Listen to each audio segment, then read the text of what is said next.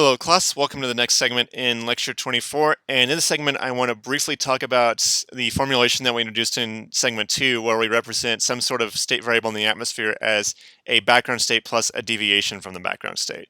And I want to talk about some of the advantages that are involved with that and also some of the quantities that you can derive from that. So let's go ahead and dive right into it. So one thing that should be noted right away is with this formulation, the deviation tends to be small in comparison to the background state. So when we first introduced this idea, I used the example that involved pressure.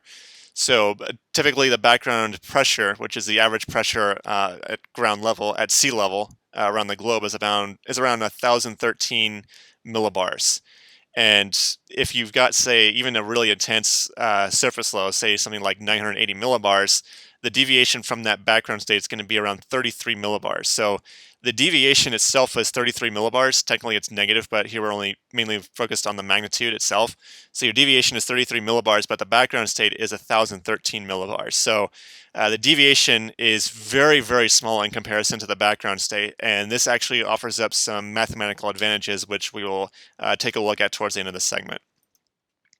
But for any atmospheric variable, so in the segment 2, we talked about how you can use this formulation on the zonal wind or the horizontal wind, but this can also be applied to any atmospheric variable at all that can be observed. So temperature can be represented in much the same fashion. The temperature that you observe in the atmosphere can be represented as a mean state plus a deviation from the mean state. And then pressure, same thing.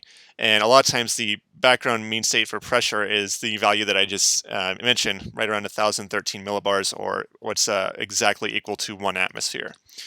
And another variable that's commonly that's more relevant to the boundary layer is this variable called specific humidity, represented by a lowercase q. That's also a variable that's used a lot in the quantifying quantities in the boundary layer. Also temperature, but more commonly potential temperature theta is also represented in the same fashion. Again, just to refresh your memory, this value on the left-hand side is a value that you actually observe in the atmosphere. This value with this variable with the overbar is the mean or the background state. And sometimes you can choose different background states. So sometimes for pressure, it might be more customary to use the hydrostatic balance as a reference, or it might also make more sense to use that for density.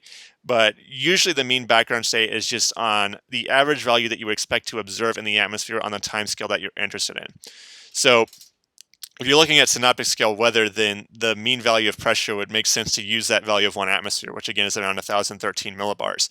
But maybe for something more like a convective scale, like if you're looking on the time scale of thunderstorms, it might be more customary to use hydrostatic as a background state because the pressures can vary much more profoundly on the convective scale than they do on the synoptic scale.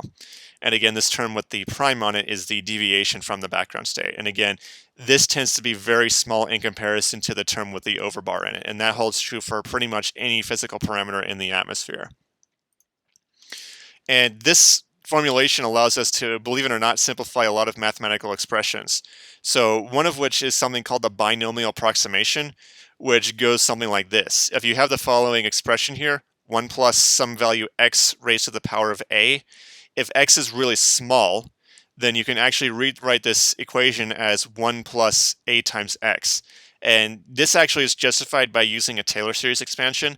But if you just remember this formulation for a really small value of x, if you have 1 plus x, that quantity raised to the power of a, you can approximately rewrite that as 1 plus the exponent a times the actual value of x. And if you want to, you can actually experiment with this on some numbers. So it's just say, pick a small value of x and then pick a value of a, and then verify for yourself as sort of an exercise. I'll leave that as an exercise for you to engage in if you wish, but just pick a small value for x and then some value for a and see if these two sides of the equation are in fact approximately equal to each other. Another one that comes into play is evaluating an exponential. So if you've got say e raised to the power of negative x, and again if x is really small, then you can approximately rewrite that as 1 minus x. And again, that basis for that comes from the Taylor series expansion of this function as well. So again, for small values of x, if you have e to the power of negative x, that is approximately equal to 1 minus the value of x, whatever that might be.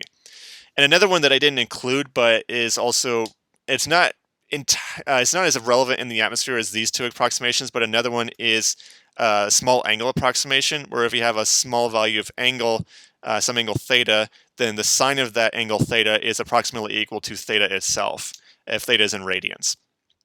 So I didn't include that in this case because it doesn't come into play particularly often. Normally that'd be something if you were looking at maybe some sort of angular motion or something to that effect. More often that's used in modeling pendulums, but you can find some aspects of the atmosphere that might be relevant to a small angle approximation. But typically, the most common approximations used are the binomial approximation and the exponential approximation, which is what I chose to illustrate here. So that's going to do it for this segment on this sort of mathematical representation of our variables in the atmosphere. Again, the observed value is just equal to some sort of background state plus the deviation from the background state. And again, that's can offer quite a few mathematical advantages. If I were doing this lecture in person, I would actually show you one such example of that, but it's really hard to explain and illustrate the process remotely. So I just decided to skip it, but it has to do with the vertical equation of motion, using this idea of mean plus background state to estimate the vertical motion that you would expect from a non-hydrostatic atmosphere. But what can you do? But that's just another example that you can sort of take with you as we wrap up this segment. So that's going to do it for this particular segment. And in the next segment, we will take a look at anabatic and katabatic flow patterns. So with that, I will see you all in the next segment.